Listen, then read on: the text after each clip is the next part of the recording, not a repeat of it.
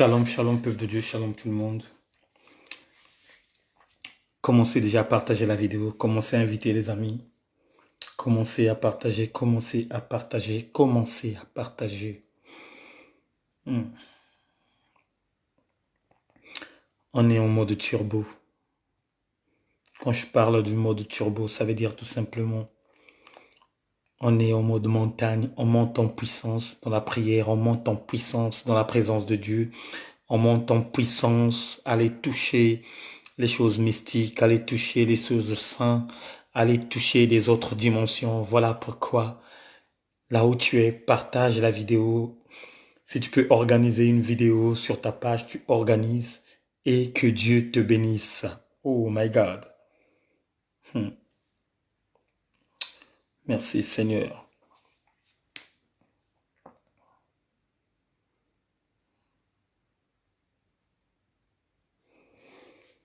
Merci le roi des gloires. Merci l'Éternel des armées. Merci le Tout-Puissant.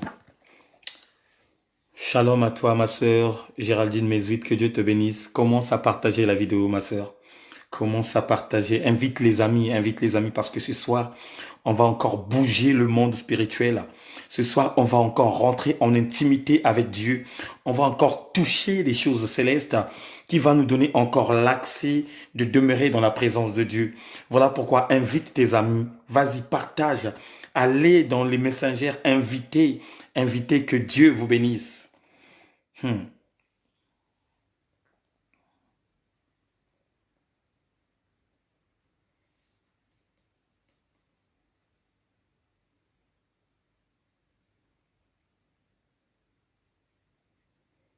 Alléluia. Gloire au Saint-Esprit de Dieu. Gloire au Saint-Esprit de Dieu. Gloire à l'Éternel. Sois encore célébré, Père. Sois magnifié, le Tout-Puissant. Oh, bonsoir à toi, ma sœur Kelly. Que Dieu te bénisse. Commence déjà, Kelly, à partager la vidéo. Commence déjà à inviter nos frères et sœurs qui ne sont pas amis avec nous, qui ne sont pas amis sur la page. Commencez déjà. Commencez à faire le travail.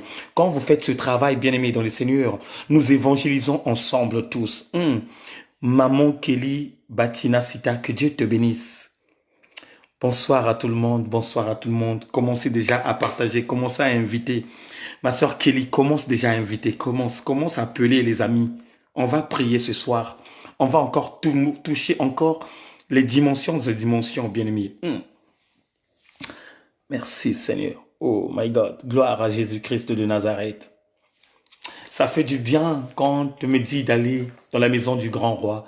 Ça fait du bien quand je suis dans la présence de l'Éternel. Ça fait du bien quand je suis dans la connexion divine. Ça me fait véritablement du bien quand je suis avec l'Éternel. Voilà pourquoi à chaque instant, quand Dieu m'appelle, je suis là et je suis fidèle. Puisque la Bible dit, il est fidèle et véritable. Et cette fidélité, le roi des gloires, me donne encore du réconfort, me donne la confiance, la fidélité, que ça soit dans ma vie de couple, que ça soit à mes amis, à mes parents intimes. C'est cette fidélité qui me rend encore la force. Merci Seigneur. Oh, ça va, le pré-gras Moranzambi. Merci, vraiment, merci. Que Dieu te bénisse. Moi aussi, je suis tellement fier de toi parce que je sais, quand je suis en connexion divine, tu es tout le temps là et tu viens soutenir ton frère, ton ami, ton évangéliste, Eric, du grand véritable. Merci Seigneur. Merci Seigneur, merci Seigneur. Merci Seigneur. Alléluia. Alléluia. Alléluia, alléluia. Alléluia. Alléluia.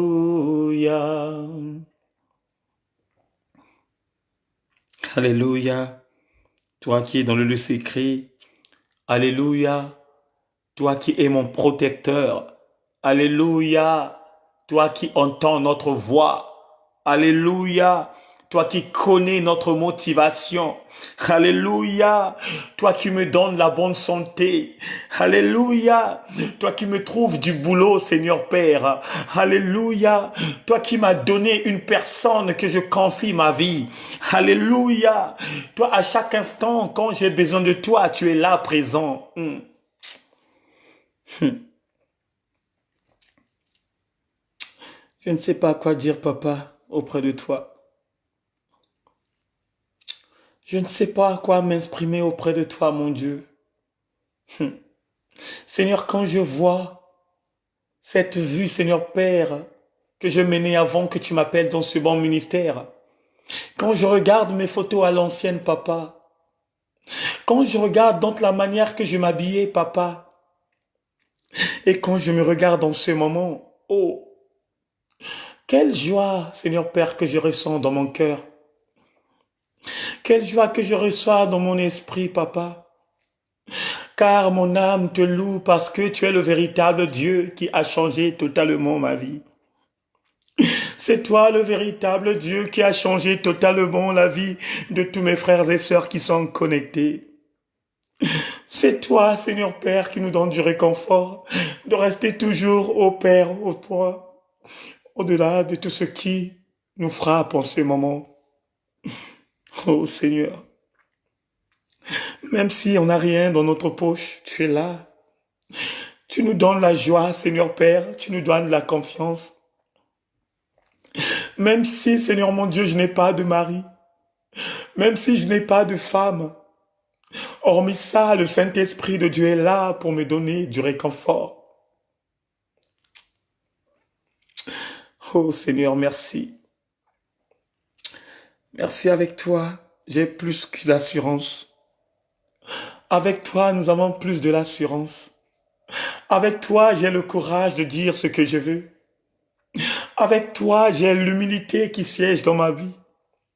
Avec toi, j'ai le respect, ô Seigneur Père, à travers mes frères et sœurs, à travers mes parents, puisque la Bible me dit, honore ton père et ta mère, afin que ton séjour soit élargi sur la terre. Seigneur,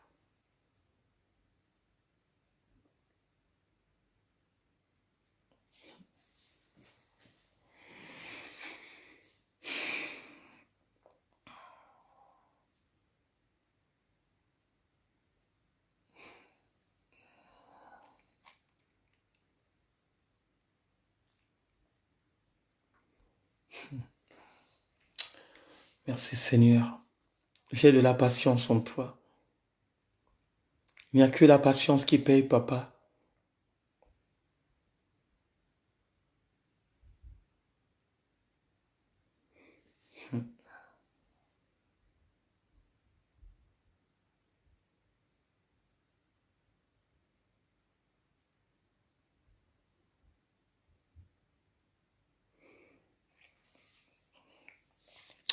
Shalom peuple de Dieu, shalom tout le monde.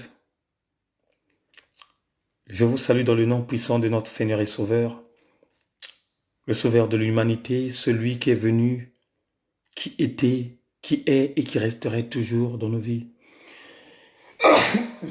Excusez-moi. Celui à chaque instant, qu'on est dans la connexion de vie, il est là à chaque instant, il nous parle, il nous décortique les vraies choses, il nous communique plutôt la bonne santé, il nous communique la bonne vie, il nous donne l'accès d'être toujours présent à chaque instant quand il veut. Oh Seigneur.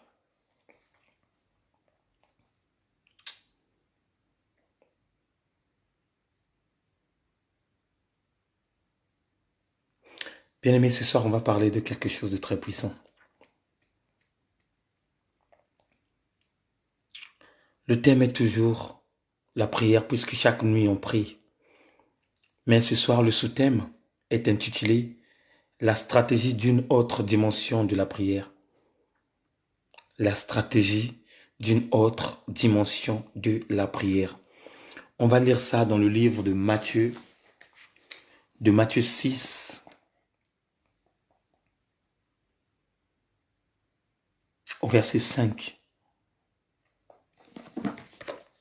Lisons la parole de Dieu. La Bible dit, quand vous priez, ne soyez pas comme les hypocrites.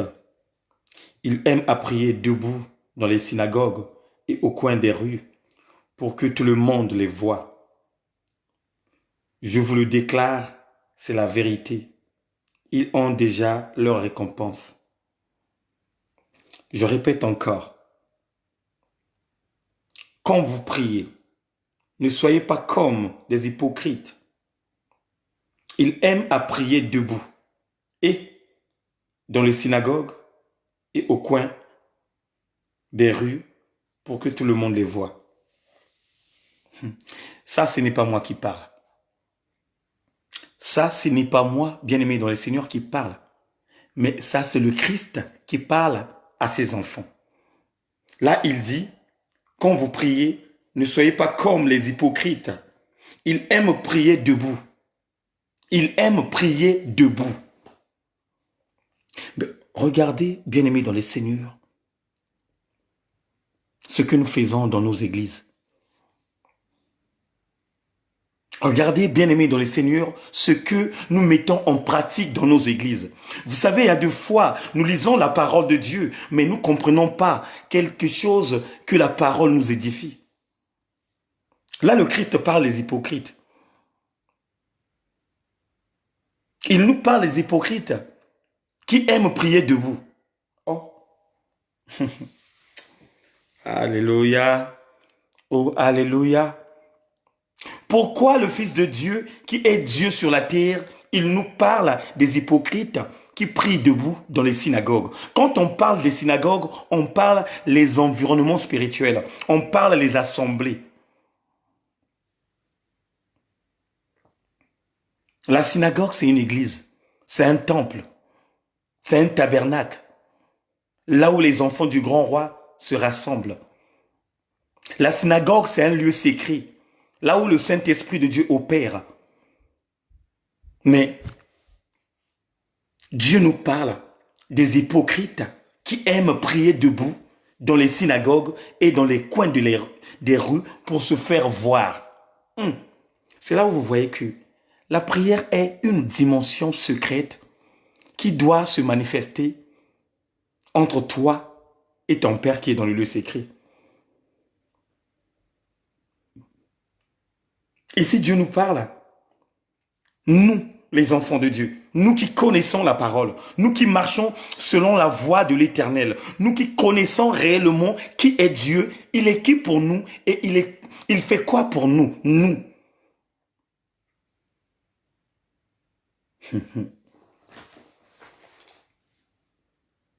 Ça, ce sont des stratégies que Dieu nous montre. Ce sont des stratégies d'une autre dimension de prière. Et quel est ce genre de stratégie d'une autre dimension de prière? Le Père nous communique quelque chose qui est vrai. Et vous allez remarquer, à chaque église, je dis bien dans chaque église, on a les faits tout le temps. Quand il s'agit de prière, vous allez voir l'homme de Dieu va demander à tout le monde de se mettre debout. Vous êtes là, vous êtes debout, vous priez. Vous êtes là, vous êtes debout, vous priez. Mais hormis ça, Dieu appelle ça comme étant une hypocrisie spirituelle. Et il dit quoi? Il dit encore, ces genres de personnes, ils ont déjà leur récompense. Oh, mais c'est quel genre de récompense que Dieu est en train de réserver pour les hypocrites qui aiment prier debout? Ah, Seigneur. Et ça, ce sont des enseignements. Dès que tu enseignes ça dans une église, on te met à la porte. Ce n'est que la vérité. Ça, ce sont les enseignements. Dès que tu commences à communiquer ça, si tu trouves un endroit où il y a un homme de Dieu qui ne va pas ressentir ses pressentiments de dire la vérité, il va même directement venir là où tu es en train de décortiquer la parole de Dieu en te disant arrête, va t'asseoir. Ce n'est pas moi qui ai écrit tout ça. Ce n'est pas moi qui a décortiqué ça, mais c'est lui-même le Christ qui décortique ça en nous faisant comprendre que la prière a plusieurs dimensions, la prière a plusieurs méthodes. La façon de prier est une dimension de l'esprit. On ne t'a pas dit de ne pas te lever de prier. Mais sauf que ce n'est pas le fait au moment de la prière que tu restes debout du début jusqu'à la fin. Non.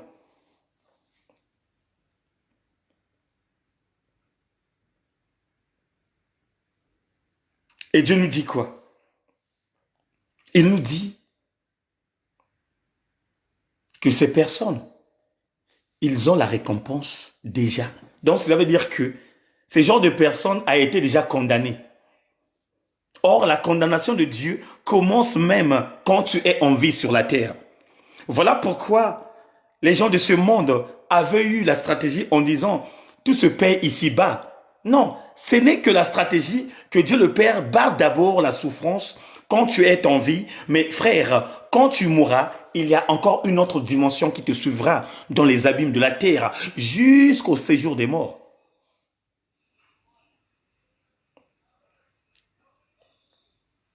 Voilà pourquoi faisons attention donc la manière et la façon que nous comportons.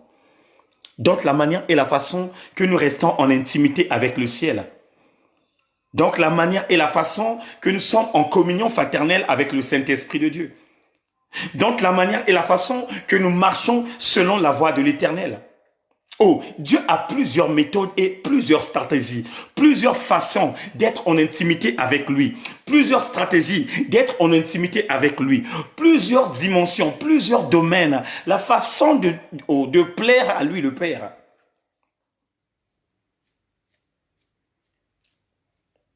Tu peux t'allonger à terre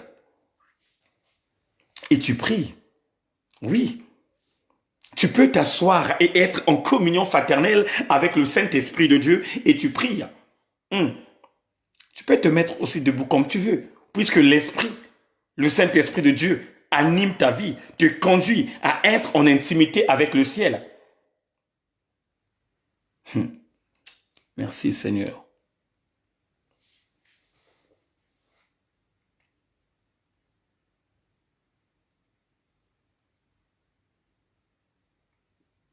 Et écoutez ce que Dieu nous dit.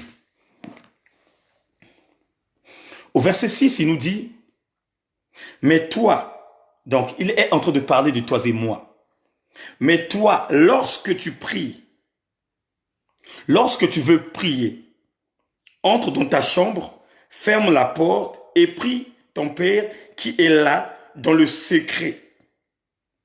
Et ton Père qui voit ce que tu fais en secret, tu le rendras. La prière secrète. Ce n'est pas la prière où tu vois une personne qui est en train de parler. Oh Seigneur, aide-moi. Oh Seigneur, fais de moi un fidèle. Oh Seigneur, viens me secourir. Non, ça ce n'est pas une prière secrète. La stratégie d'une autre dimension de la prière, c'est la prière secrète. Et la prière secrète est tout simplement animée par quelque chose d'esprit. Qui a déjà vu un esprit parler? Qui a déjà vu un esprit porter des habits? Qui a déjà saisi un esprit entre ses mains? Qui? Même voir l'esprit, qui? Et Dieu nous parle de cette prière. Voilà pourquoi Christ nous dit, Dieu, le Père, cherche des véritables adorateurs qui l'adorent en esprit et en vérité. Pas en chair, mais en esprit. Et la prière secrète, ce n'est que de entrer en toi. Ça veut dire que de retourner en toi. Parce que dans le cœur où ça se passe dans le secret, tout ce qui se passe entre toi et ton Père, ça doit passer dans le cœur parce que le cœur est à l'intérieur de toi. Et c'est à l'intérieur de toi où les choses secrètes doivent se passer en intimité avec le grand roi. Alléluia. Cette prière, bien-aimée dans le Seigneur, t'empêche que tout ce que tu penses, tout ce que tu réalises, tout ce qui est en toi, tout ce que tu donnes au Père, ce sont des choses que même celui qui a été rejeté dans les abîmes de la terre n'est pas au courant de ça. Tout ce que tu demandes, toute demande faite en toi, tout ce que tu présentes, ce sont des choses qui se passent à l'intérieur de toi et que le diable n'est pas au courant de ça. Tout ce que tu dis, tout ce que tu penses, tout ce que tu donnes entre les mains de l'Éternel, celui qui est, oh my God, celui qui est à l'extérieur, il n'est pas au courant. Et c'est ça que Dieu nous parle ce soir. Quand tu pries, rentre dans ta chambre, ferme ta porte, prie ton Père qui est dans le secret et celui qui est dans le secret te répondra. Quand on parle de quelque chose de secret, c'est quelque chose où personne ne peut écouter. Un secret est une dimension qu'une personne ne peut saisir, ni voir, ni écouter. Quand on parle de quelque chose secrète, c'est quelque chose qui te donne l'accès que ceux même qui campent autour de toi, même que ce soit ton père et ta mère, que ce soit ta femme, celle que tu as épousée, quand on parle du secret, c'est quelque chose secrète que tu peux en avoir une intimité avec ton Dieu. Ça veut dire que tu la gardes, tu la protèges, tu la chéris. Et c'est là où ton trésor est. Tu fermes les yeux, tu fermes ta bouche, tu commences à prier au fond de ton cœur. Et quel genre de prière que tu fais? Une prière d'esprit, où tu demandes tout simplement à ton Père qui est dans le lieu secret de prendre le contrôle de ta vie, de saisir tes pensées, de voir ta mentalité, d'établir une vie appropriée en toi afin que tu sois réellement un homme pieux qui va marcher selon la volonté de Dieu.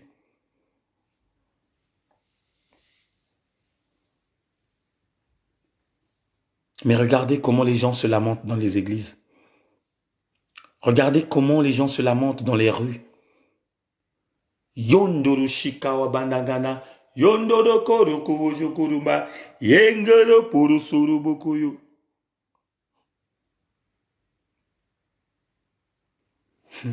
Vous savez même, hein,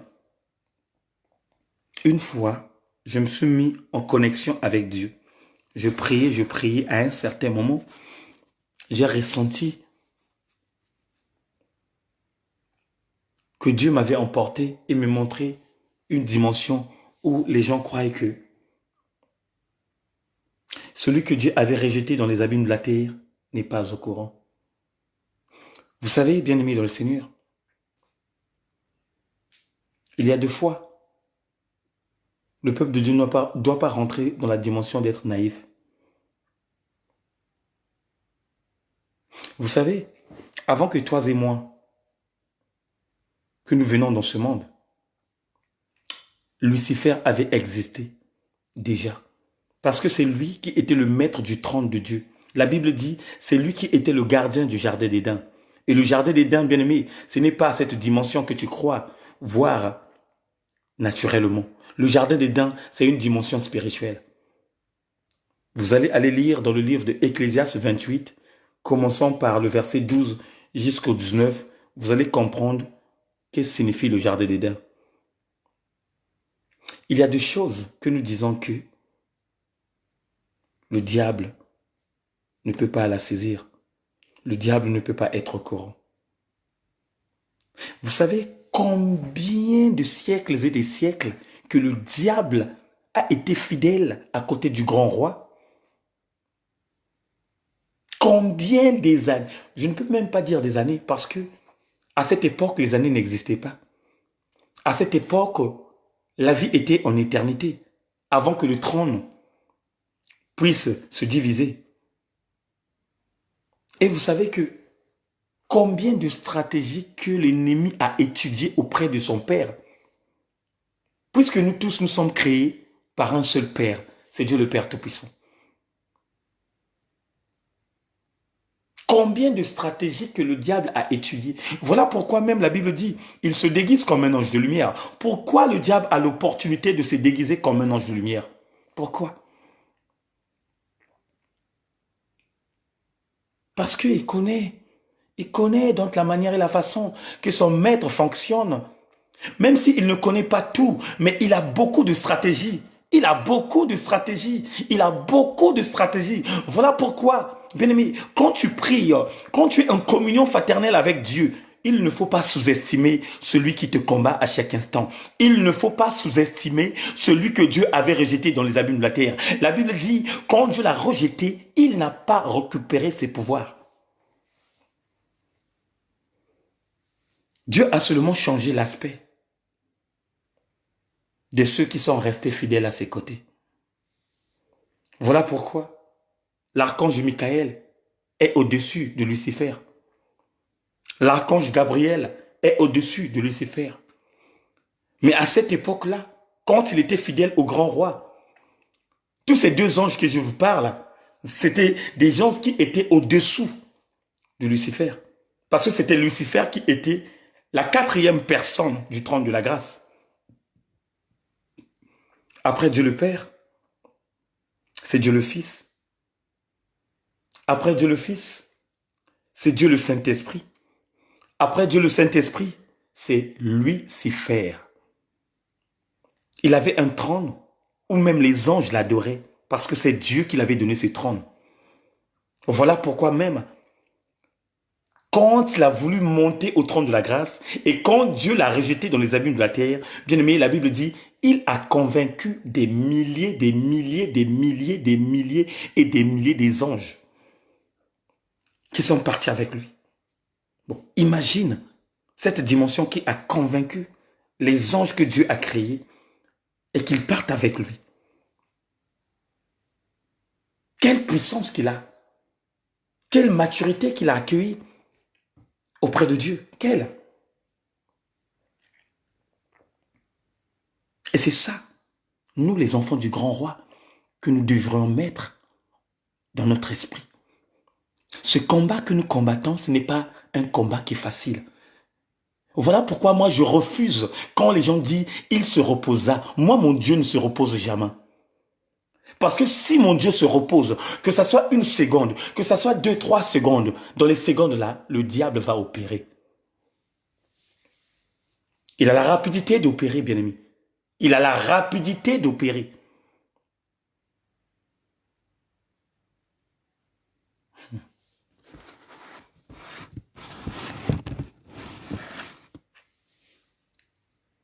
Soyons attentifs. Soyons vraiment attentifs de notre marche. Dieu nous aime beaucoup.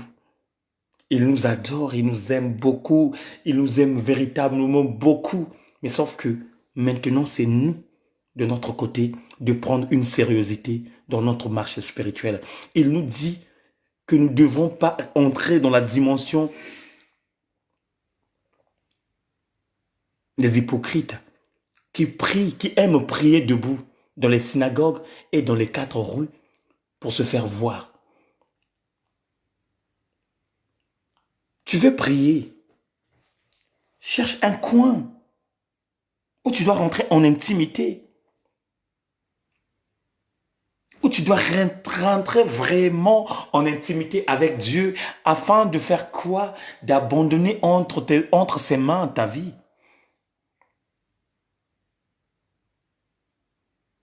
Mais cela ne se pratique pas dans nos églises. Ça ne se pratique pas dans nos églises. Dès que vous rentrez, oh, mettez-vous debout pour respecter le Père. Oui, on a le respect de Dieu. Mais quand Dieu nous a communiqué quelque chose de stratégie, c'est à nous maintenant de voir. Ou soit on va écouter l'homme, ou soit on va écouter Dieu. Il y a 2 poids, le Saint-Esprit de Dieu peut te pousser à prier à genoux. Tu peux t'allonger sur la terre. Tu peux t'asseoir. Tu peux être debout comme tu vois. Mais il y a une dimension que Dieu ne veut pas dans la vie de ses enfants, que nous nous impliquons dans ça. D'être debout durant toute la présence de Dieu. Non. Ce n'est pas quelque chose de dimension que Dieu nous a donné. Là, ce n'est pas moi qui le dis. Là, ce n'est pas moi qui a écrit. Mais là, c'est le Fils du Père qui est Dieu sur la terre, qui nous a dit, quand vous priez, ne soyez pas comme des hypocrites. Ils aiment à prier debout dans les synagogues et au coin des ruelles pour que tout le monde les voie. Lisons bien la parole. La parole est claire et nette. Il n'y a pas de position de prière. Il y a des fois, tu es malade, tu es allongé au lit et tu n'arrives même pas à bouger, mais tu as envie de prier. Et comment tu vas faire pour prier? Comment?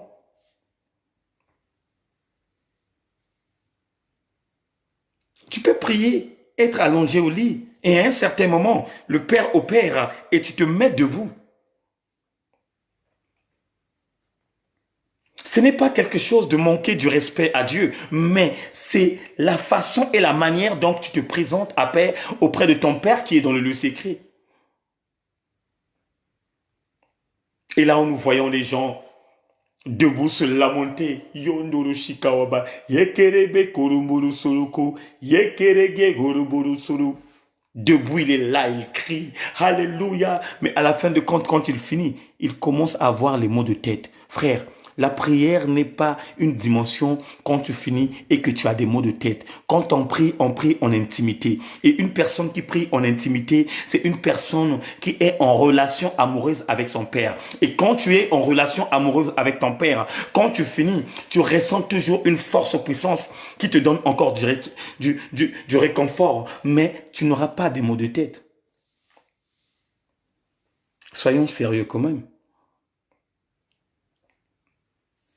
À chaque fois, quand tu pries, quand tu cries,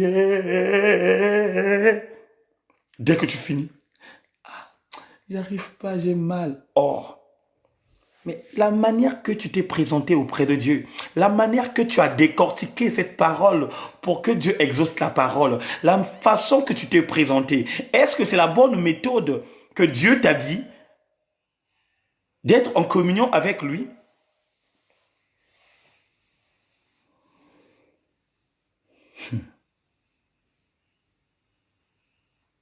Changeons de méthode, changeons de stratégie, d'une autre dimension de prière. La prière de ce soir, Dieu nous parle tout simplement de la méditation. Et quel genre de méditation? Fermer les yeux, ferme ta bouche, être en communion et tout cela, ça se passe où? À l'intérieur de ton cœur. À l'intérieur de ton cœur, parce que le cœur, c'est la source de toutes choses. Que ça soit bon, que ça soit mauvaise, c'est le cœur. Tu peux avoir le sourire à travers tes amis. Tu peux avoir le sourire à travers tes enfants. Tu peux avoir le sourire à travers tous ceux qui campent autour de toi. Mais le cœur là peut garder la méchanceté en ce moment même. Voilà pourquoi Dieu ne regarde pas ton sourire. Dieu ne regarde pas donc la manière et la façon que tu agis. Lui, la seule chose qu'il regarde, c'est aller sonder que ton cœur, quoi comme chose que ton cœur garde, parce que le cœur, c'est le moteur de ta vie.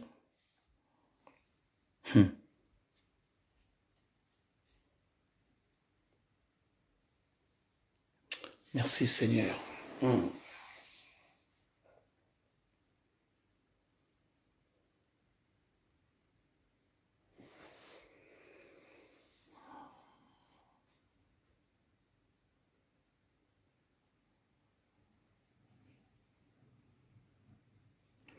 Merci Lord de gloire.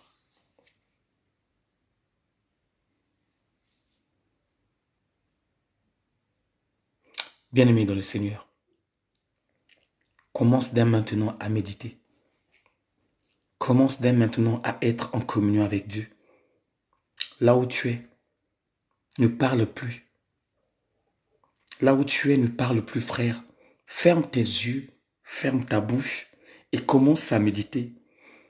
Commence à rentrer en intimité avec le Père dans le lieu secret. Et quand je te parle du lieu secret, je parle de ton cœur parce que la Bible te dit, rentre dans ta chambre et ferme ta porte. Prie à ton Père qui est dans le lieu secret et celui qui est dans le lieu secret te répondrait.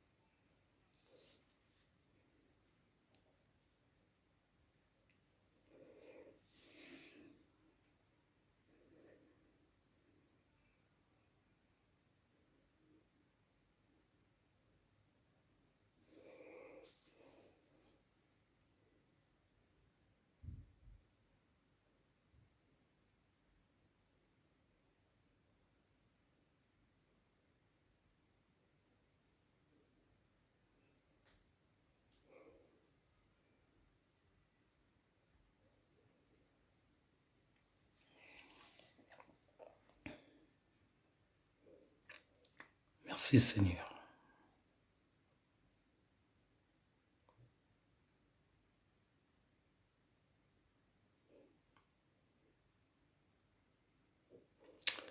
Dieu est bon et fort. Il est très bon, il est fort. Il fait chaque chose à son temps.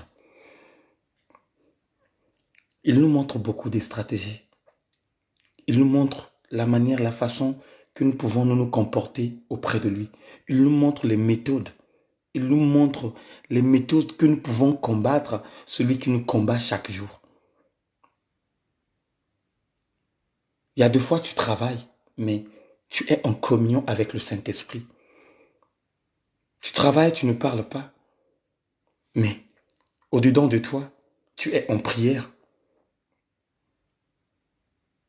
Tu es entouré de tes amis, vous parlez, mais sauf que toi, là où tu es en communion fraternelle avec le Saint-Esprit. Il y a des fois, tu fais à manger, que ce soit à ton mari, que ce soit à ton enfant. Tu fais manger ton enfant, mais toi, tu es en communion fraternelle avec le Saint-Esprit.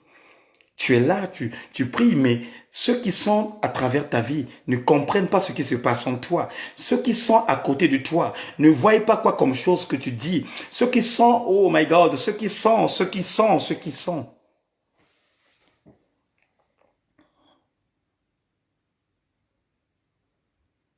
Et après, il y aura des gens qui vont se poser des questions, mais on trouve qu'elle est bizarre, hein? Il est là, il y a deux fois, il ne parle pas, il est calme, il est tranquille. Oui, mais quand elle est calme, quand elle est tranquille, il y a deux fois, elle médite afin que ce que vous cherchez, que ça soit donné, ce que vous cherchez, que vous trouvez ça.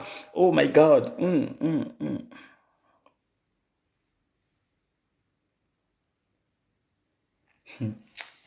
Oh my God.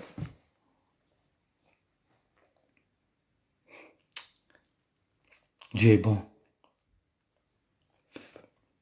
Il est très bon, Dieu. Il est véritablement bon. Il est très, très bon. Vous savez, bien-aimés, je ne savais pas si en réalité, cette vie que je mène en ce moment, c'était une vie que je devrais réellement aimer. Quand j'étais dans le monde, je trouvais que la vraie vie, c'était dans le monde. Là où je me disais même, manquer l'alcool dans ma bouche, c'était un péché au moment où je disais des choses qui étaient dans la fausseté. Mais bien aimé, depuis que j'ai connu le véritable Dieu, depuis que je touche les dimensions supérieures, j'ai vu réellement que la vraie vie, c'est quand une personne décide de marcher dans la voie de l'éternel.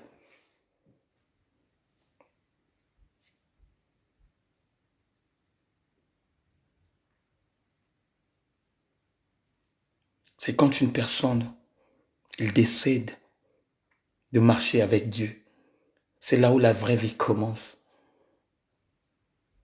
C'est là où la vraie vie commence.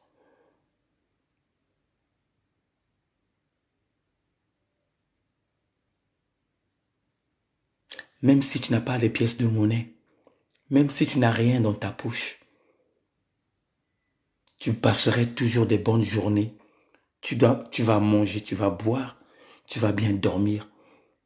Parce que l'argent n'est pas quelque chose qui rend le bonheur. L'argent n'est pas une dimension qui te donne du réconfort. C'est quelque chose qui vient dominer la vie d'une personne pour anéantir sa vie que Dieu avait déjà prédestinée. Voilà pourquoi un enfant de Dieu ne doit pas d'abord se préoccuper de l'argent. La seule chose qu'ils doivent te préoccuper, c'est d'abord chercher le royaume et la justice de Dieu. Cherche la première base des choses, le royaume et la justice. Et tout cela viendrait derrière.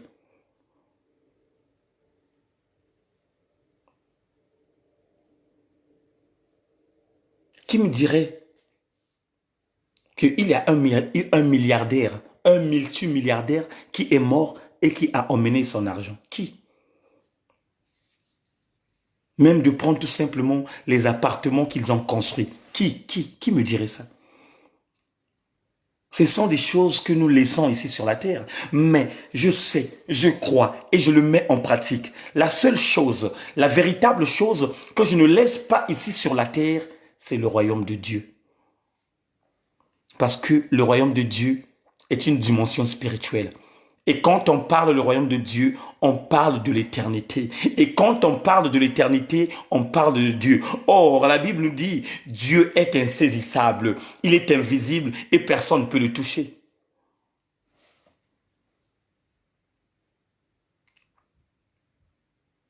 Voilà pourquoi on doit changer la manière, la façon d'adorer le Seigneur. On doit changer. Vous savez, il y a beaucoup de gens qui disent à leur sujet, ça fait 30 ans que je prie, je ne reçois rien. Ça fait 40 ans que je prie, je ne reçois rien. Mais bien-aimé dans le Seigneur, c'est vrai que tu pries, tu aimes la prière. Est-ce que cette prière que tu communiques à ton Père a de l'impact? Ou cette prière n'est que des besoins, des futilités que tu veux afin que Dieu exauce? Vous savez, il y a des chrétiens qui viennent dans l'église, qui viennent prier parce qu'il a besoin d'une femme. Il prie, il prie, il prie. À un certain moment, Dieu décide de lui trouver une femme. Dès que il a cette femme, boum, elle part.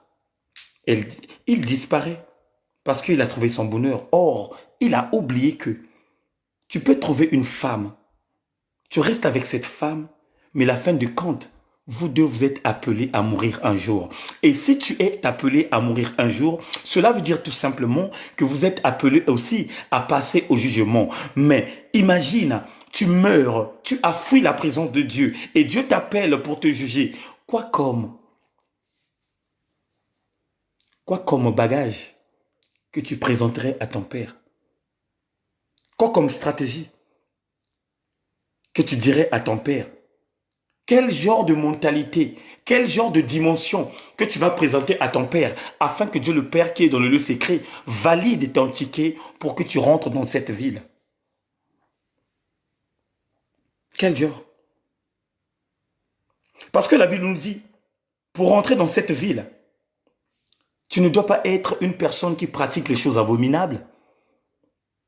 Tu ne dois pas une personne qui est dans l'impureté. Et tu ne dois pas aussi être une personne qui est dans le mensonge. Aujourd'hui, le mensonge a envahi le monde. Le mensonge a envahi les chrétiens. Aujourd'hui, les chrétiens d'aujourd'hui aiment mentir. C'était comme s'ils buvaient de l'eau.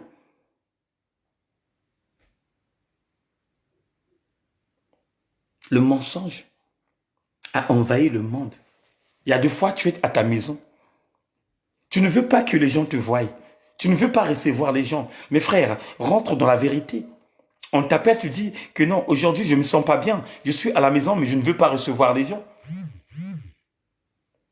Mais pourquoi aller mentir en disant que je suis à Lille, mais au moment où tu es à la maison? Et je me souviens bien, il y a des gens qui se fait rattraper facilement. Un ami l'a vu à la gare du Nord. Tellement qu'il était loin, on l'appelle. Allô, comment tu vas? Ça va? Oui, ça va. Tu es où? Oh non, je suis à Massy-Palaiseau. Massy-Palaiseau. Toi, tu es à Massy-Palaiseau? Oh oui, je suis à Massy-Palaiseau. Tu es à Massy-Palaiseau? Oui. Ok. Donc, on fait comme ça. Un pas, deux pas, trois pas. La personne qui t'a appelé te fait signe. Oh, frère. Oh. Mais moi, je croyais que tu étais à Massy, non? Oh, tu sais. Ah, je ne veux pas que les gens me voient et tout machin. Mais dis la vérité. La prière est une dimension qui t'emporte à rentrer dans la vérité.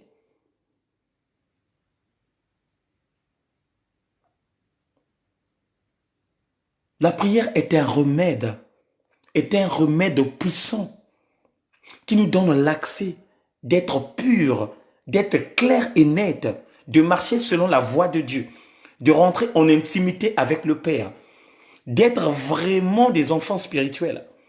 La prière. Et c'est pas n'importe quelle prière où tu vas invoquer le nom du Seigneur. Parce qu'il y a des gens qui s'amusent. Il y a des gens qui récitent. Il fait de la récitation comme si c'était une prière. Non, la prière, c'est être en intimité avec le roi. Et une personne qui est en intimité avec son roi est une personne qui est amoureuse.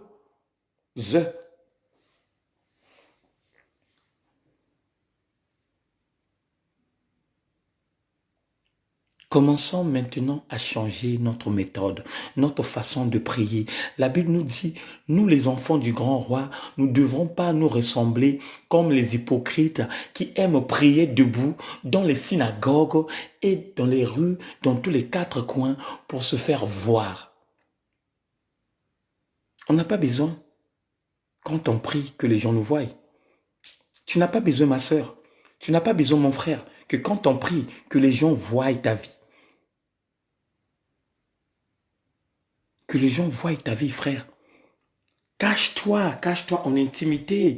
Rentre dans ta chambre. Cela veut dire que rentre au-dedans de toi. Même tu peux marcher, tu peux être dans le transport en commun. Tu peux être dans le transport en commun, mais tu pries. Et quel est ce genre de prière que tu peux faire quand tu es à l'extérieur de la maison? Mais c'est la prière du fond de ton cœur.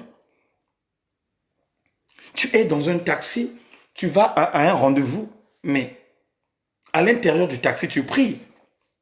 Et prier, ça ne veut pas dire de dévoiler tout ce qui est en toi, dans ta bouche. Non. Tu es dans le taxi, au fond de toi, tu es concentré, tu médites, tu es connecté avec le ciel, tu parles, mais la personne qui est à côté de toi, il ne ressent rien. Mais toi qui pries, toi qui es en communion fraternelle avec le ciel, tu pries, et tu ressens une forte puissance venant de l'Éternel. C'est ça la puissance, c'est ça la prière, c'est ça, être en intimité.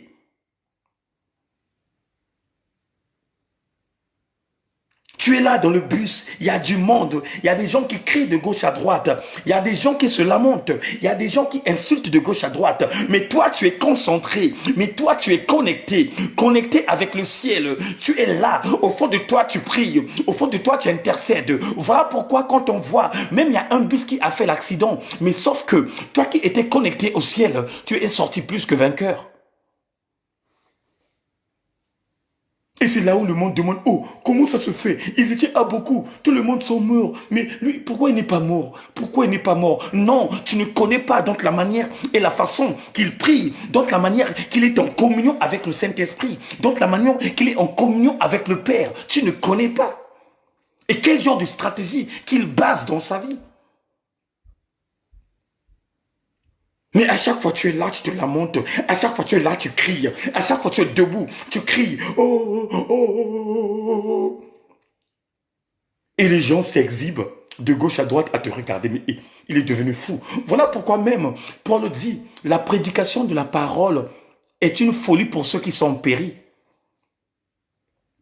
La prédication de la parole de Dieu est une folie pour ceux qui sont péris. Mais c'est une grande puissance pour ceux qui ont goûté la vie éternelle. Pour ceux qui mangent réellement la vraie parole de vie.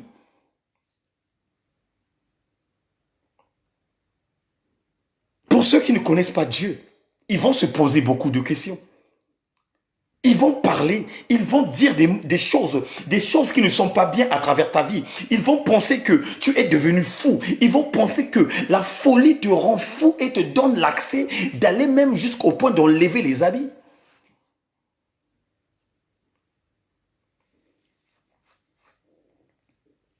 Et voilà pourquoi nous ne devons pas nous ressembler comme des hypocrites. Aimons à chaque fois quand ils prient, ils sont debout. Oh, tu peux prier, mais tu dors au sol. Tu peux prier, mais tu es assis. Tu peux prier, tu marches de gauche à droite. Tu peux prier, tu es allongé. Et c'est ça réellement une prière qui peut te conduire par le Saint-Esprit de Dieu. Prier, c'est conduire par le Saint-Esprit. Prier, mais c'est conduire par le Saint-Esprit de Dieu. Quand le Saint-Esprit de Dieu te conduit, c'est là où tu es en communion fraternelle avec l'Éternel des armées. Quand tu pries, quand tu ressens que tu as la chair de poule, sache que le Saint-Esprit de Dieu est là et il est en train de te localiser.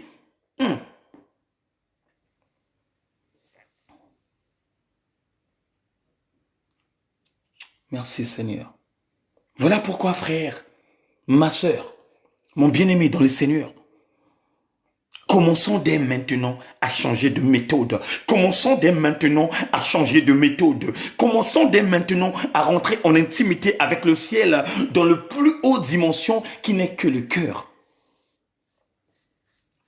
On ne doit pas tout le temps dévoiler nos secrets à travers de celui que nous appelons par le voleur. On ne doit pas tout le temps dévoiler nos secrets par celui qui est là, qui à chaque fois, qui est là, qui nous écoute, qui nous entend. Non, je refuse.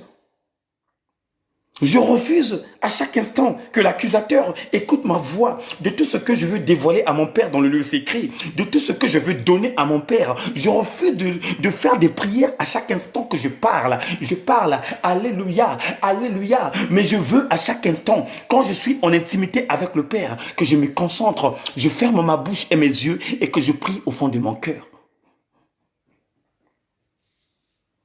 Shalom, mon frère aimé. Gdaba, que Dieu te bénisse.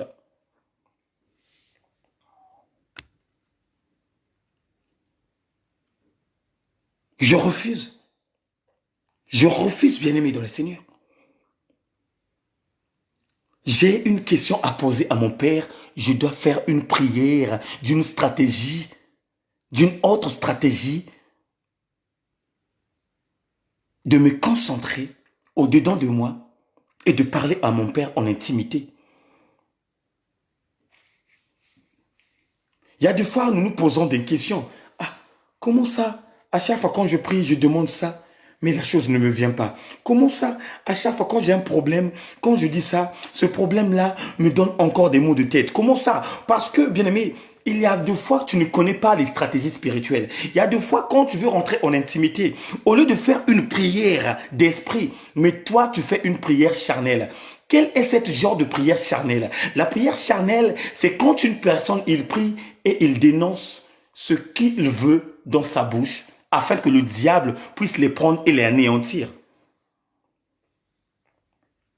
Oh Seigneur, je veux une femme. Seigneur, je veux une femme. Quand tu dis que Seigneur, je veux une femme, le diable est là et il entend. Et quand il entend, qu'est-ce qu'il va faire? De son côté, il va chercher une femme qui viendra dans ta vie pour venir anéantir tout ce dont ces projets que tu as. Et toi, dès que tu vois une femme qui s'approche auprès de toi, tu dis, ah, Dieu m'avait exaucé ma prière. Ah, Dieu a exaucé ma prière. Il y a deux fois, ce n'est pas Dieu qui t'a envoyé cette femme. Parce que l'accusateur est là quand tu priais, quand tu demandais, quand tu faisais la demande. Seigneur, je veux une femme dans ma vie. L'accusateur a entendu. Il a dit, il veut la femme. Ok, je dois trouver une femme qui viendrait anéantir sa vie. Tu as prié ce soir, le lendemain, quand tu te réveilles, avant d'aller au travail, poum. Comme le diable connaît très bien tes goûts, il t'envoie ton goût. Tu vois seulement tout simplement, ça c'est quelle femme? Avec des données, ah non, non, non, non, moi là, je vais aller tenter. Dès que tu tentes, la femme accepte, tu dis, oh my God, l'Éternel a exaucé ma prière. Non, il y a deux fois, ce n'est pas l'Éternel qui a exaucé tes prières. Il y a deux fois, c'est le diable qui est venu pour te présenter quelque chose qui viendrait anéantir ta vie, qui te donnerait un AVC spirituel afin que tu meures et que tu vas avec lui.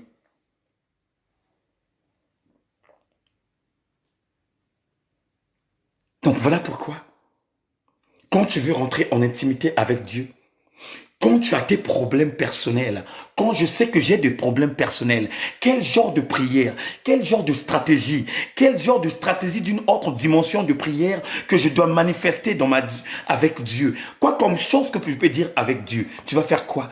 Tu vas faire une prière de concentration. Tu fermes tes yeux, tu fermes ta bouche, tu es concentré, mais au-dedans de ton cœur, tu commences à prier. Et quand tu pries au-dedans de ton cœur, c'est là où Dieu commence à écouter ta voix, parce que celui qui est dans le lieu secret écoute tout ce qui se passe à l'intérieur de ta vie.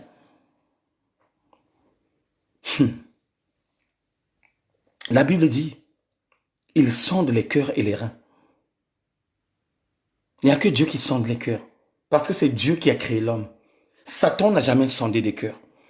Satan n'a jamais créé quelque chose sur la terre. Pour sa méchanceté, quelque chose qu'il fait, il prend la chose que Dieu a créée, il la transforme. Voilà pourquoi il a transformé l'homme à être un sorcier. Il a transformé une femme à être prostituée. Oh, alléluia.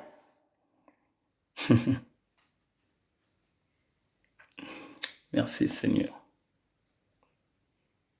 Il a transformé l'homme à être impudique. Il a transformé l'homme à être pervers. Il a transformé l'homme à être assassin. Et une personne qui est dans la dimension d'être assassin est une personne que le diable a transformée. Toutes ces choses qui ne sont pas bonnes dans l'homme, je dis bien, toutes ces choses qui ne sont pas bonnes dans l'homme, sache que c'est la transformation du diable afin que cet homme soit sous ses ordres. Un pédophile n'est pas une sémence venant de Dieu. Une personne qui est dans la pédophilie est une personne qui a la sémence du diable. Et ce sont des genres de stratégies que le diable se manifeste dans la vie des gens.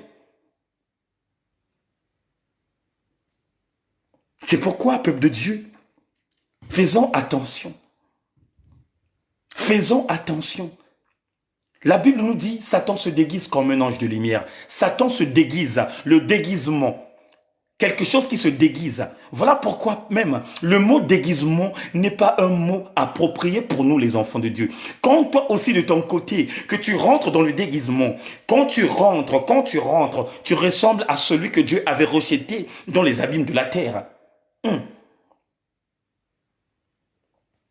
Le déguisement, le make-up. Oh, alléluia. Oh, alléluia. Non, je veux voir l'alléluia. Alléluia. La Bible nous dit, Satan se déguise. Donc cela veut dire que le déguisement est né du diable. Mais pourquoi ma sœur, mon frère, pourquoi vous déguisez? Il y a des mots qui sont appropriés que le diable aime que ces mots restent à lui. Il y a des mots bien aimés dans le Seigneur que nous, les enfants de Dieu, que nous devrons rejeter. Le déguisement. Tu es là à faire le fond de teint. Tu es là à foncer, à foncer. Et quand tu regardes la glace, tu te transformes comme étant une souris.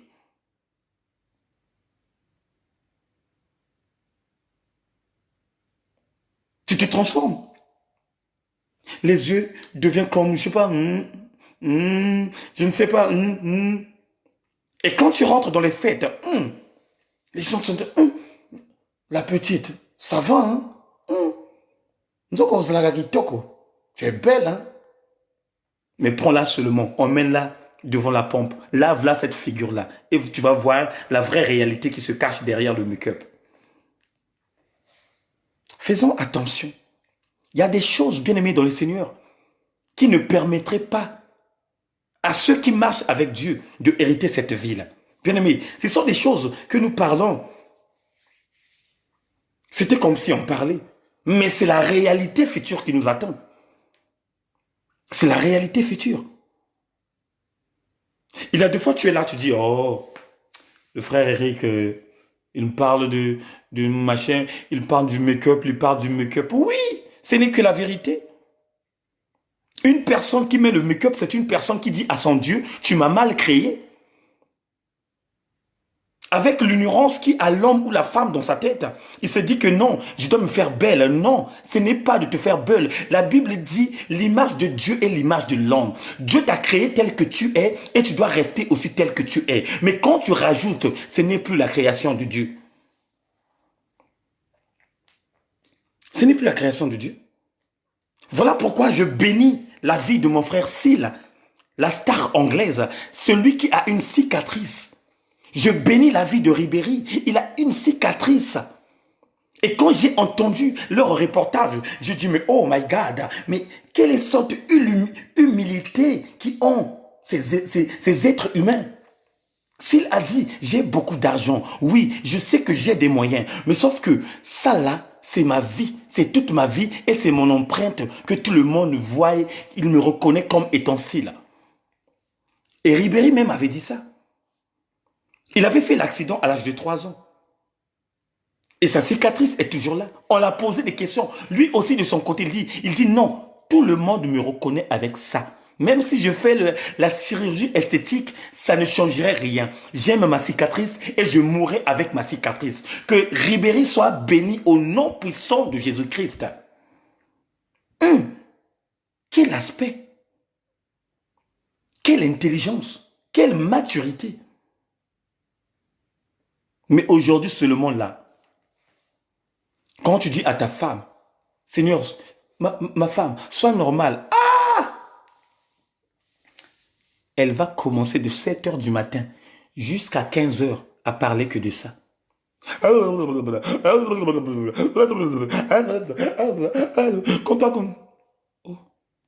Quand tu m'as connu, tu m'avais connu avec ça, non? Quand tu m'avais appelé, j'avais mis ça, non? J'avais mis ça. Mais oui, je t'ai connu avec ça. Mais maintenant, les choses ont changé. Je veux voir ma femme naturellement bon.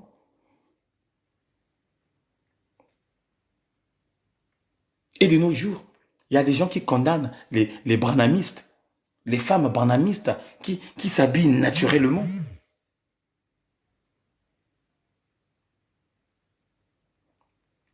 Il y a beaucoup de gens. Oh non, les femmes, oui, elles sont naturelles. Elles ont leurs cheveux. Elles font les cheveux avec leurs propres cheveux. Elles habitent avec le respect. Elles respectent le corps. Elles ne sont pas en mini-jupe. Non, elles portent des trucs qui sont longs. Les robes, les jeans, les pantalons. Oui, c'est ça.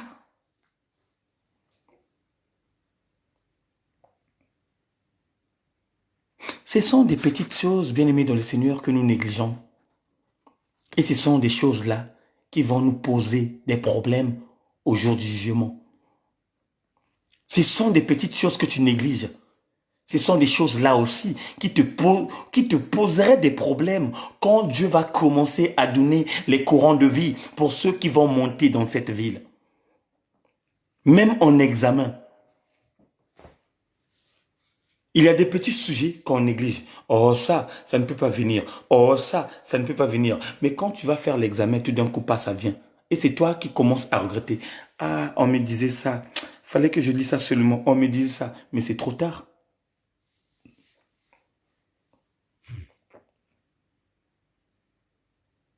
C'est trop tard. C'est vraiment trop tard. Ne négligez pas les messages que Dieu vous apporte. Ne négligez pas les messages que Dieu vous communique. Ne négligez pas de tout ce qui sort de la bouche d'un homme de Dieu qui est vrai. Je dis bien, ne négligez pas des paroles puissantes qui sortent de la bouche d'un homme de Dieu que tu ressens réellement vrai. La Bible dit, soit ton oui, soit ton non, soit non, mais le rajout vient du diable. Le rajout vient du diable. Ce qui est rajouté vient du diable. Tu es là, tu cours derrière les mèches ou les brésiliennes. Tu es là, tu mets tes brésiliennes. Oh, même quand on touche tes brésiliennes, là, tu commences à gueuler, tu commences à parler. Et ça va pas, non? Tu sais combien que j'ai acheté ça? Les cheveux qu'on a levés dans la tête d'une personne que tu ne connais pas. Cette personne, je ne sais pas quoi, comme esprit qui animait sa vie. Et dans ces cheveux, là où il y a son ADN, son esprit aussi se trouve là-bas, toi tu prends ces cheveux et tu mets sur ta tête. Et c'est ça que tu te lamentes, que tu sors comme si tu étais un mannequin dans une fête parce que tu as mis des mèches. Mais écoute ce que je te dis ce soir. La Bible dit, le rajout vient du diable. Ce qui a été rajouté en toi, ce n'est pas de Dieu. Dieu t'a créé comme tu es. Et Dieu veut voir réellement dans les choses qu'il a mis en toi correctement.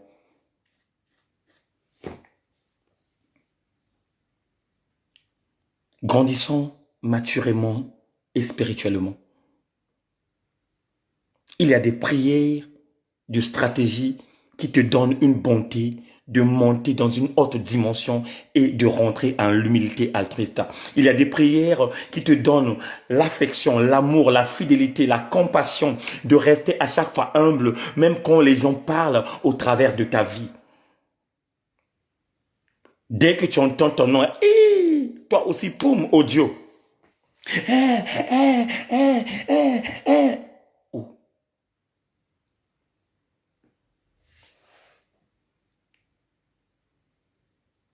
La Bible te dit quoi? Il ne faut pas que tu te ressembles comme des hypocrites. Et quand la Bible te dit, ne te ressemble pas comme des hypocrites, c'est sans la manière et la façon que les hypocrites agissent. On a parlé de ton nom dans un audio, mais toi, tu n'es pas obligé de répondre dans l'audio. Tu n'es pas impliqué d'aller mettre une réponse dans l'audio. Non, toi, reste là où tu es. Concentre-toi et aie confiance avec ton Père qui est dans le secret. Cette personne qui a mal parlé ton nom, cette personne qui dénonce tout ce qui est en toi, c'est cette personne même. Quand il va ressentir le silence qui est en toi, c'est lui-même qui viendrait auprès de toi demander le pardon.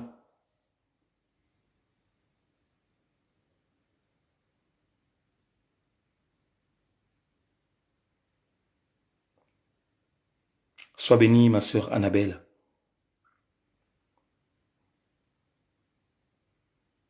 C'est elle-même qui viendrait auprès de toi. Vous savez, le silence frappe. Le silence est une arme fatale qui frappe à chaque instant. On t'insulte, tu es là, tu regardes. On parle mal de ta vie, tu es là, tu regardes. On dénonce tout ce qui est dans ta maison, tu es là, tu regardes. Mais si la personne continue, il continue. Et à un certain moment, il va se poser des questions. Il va se poser des questions, il va dire, ah, mais cette personne-là, je la trouve bizarre. Je fais ça, il ne dit rien, je fais ça, il ne dit rien. Mais ah, non, non, non.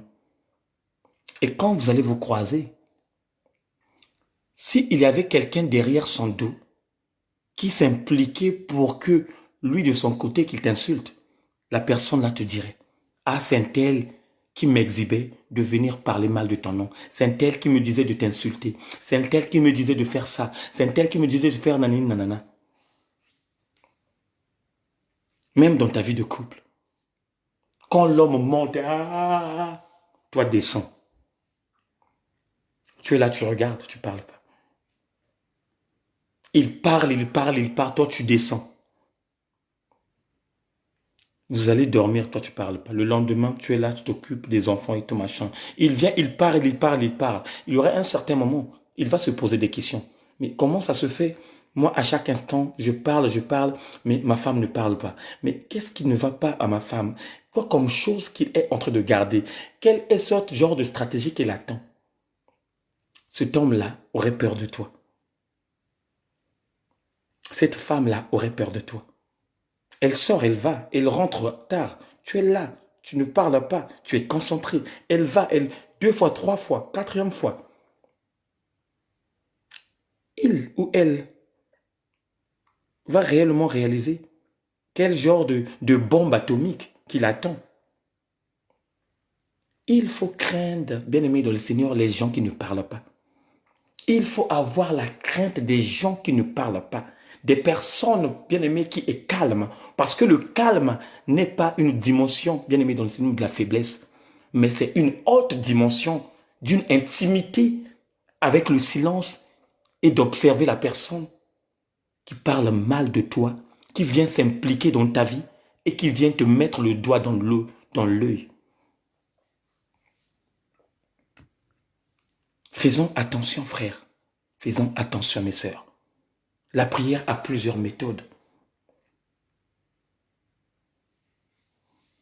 Il y a 2 fois, les gens ne te voient pas à l'église, tu ne vas pas à l'église. Et ceux qui vont à l'église, à chaque instant, ils s'impliquent dans ta vie. De dire, oh, mais pourquoi toi tu ne vas pas à l'église? Hormis ça, ils ne savent pas comment tu adores ton Dieu, comment tu pries, comment tu invoques l'Éternel, comment tu es en intimité avec le Père, comment tu es en intimité avec Dieu.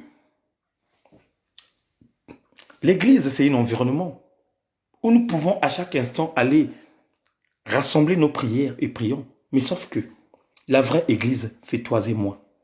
La véritable église, c'est ton corps. Puisque la Bible dit, ton corps est le temple du Seigneur, là où l'Esprit de Dieu habite.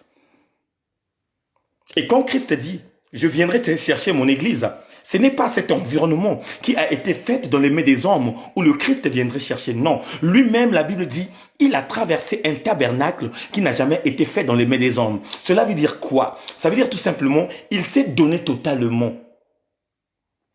Et l'église, c'est toi. Tu dois te donner totalement. Et il viendrait chercher quoi? C'est donc que tu es.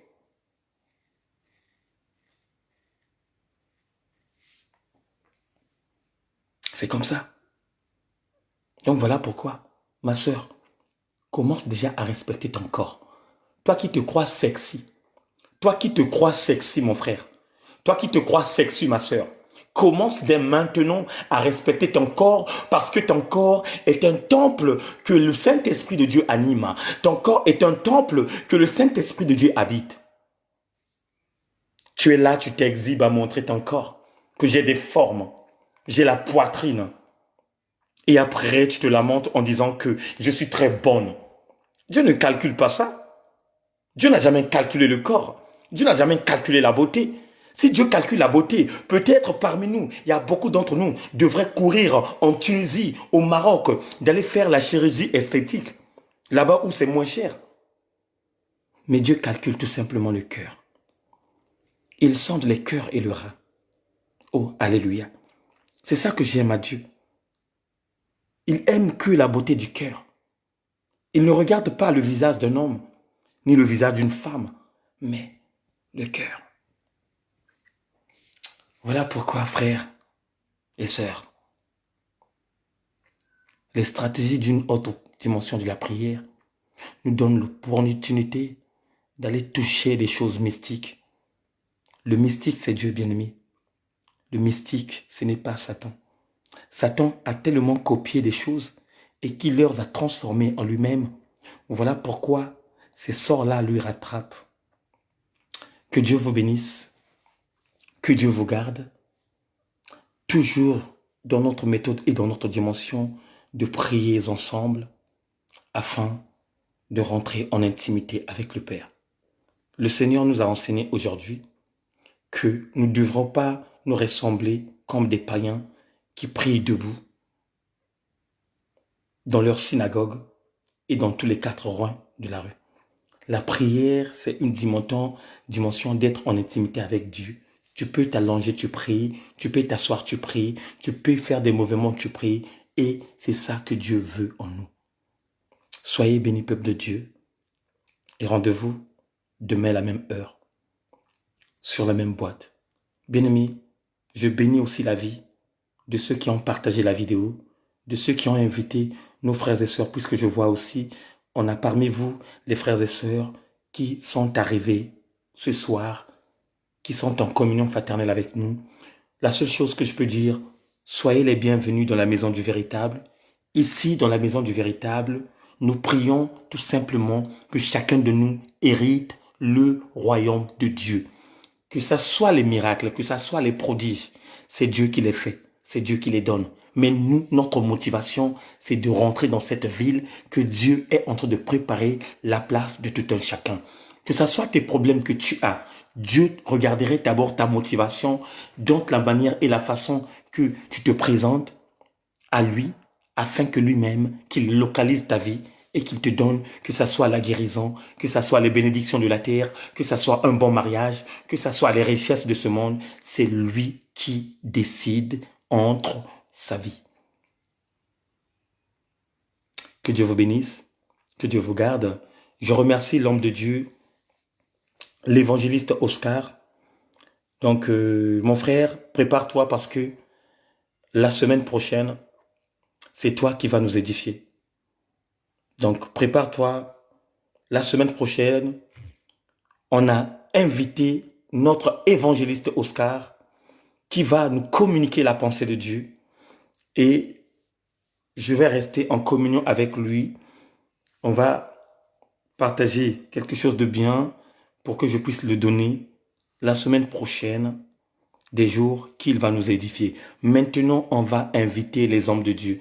On va inviter les femmes de feu, ceux qui ont réellement quelque chose de Dieu, pour qu'ils nous donnent encore un enseignement approprié que Dieu leur a donné. Bien-aimés, il faut que chacun de nous sache que chacun de nous a quelque chose que Dieu a mis en nous. Voilà pourquoi nous-mêmes, les hommes de Dieu, on a besoin aussi d'être enseignés par des hommes de Dieu. Oh, alléluia.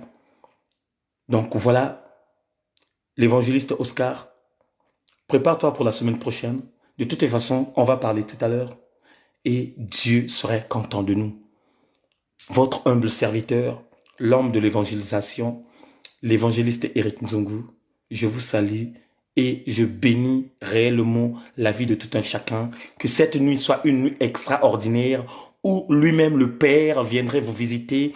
Que les entités spirituelles très puissantes campent autour de vos vies, campent autour de nos enfants, campent autour de nos familles, afin que nous sortons plus que vainqueurs jusqu'au lendemain matin où chacun de nous prendra conscience d'aller ou de ne pas travailler et de rester toujours dans la même position. Excellente soirée et à demain, la même heure. Ciao.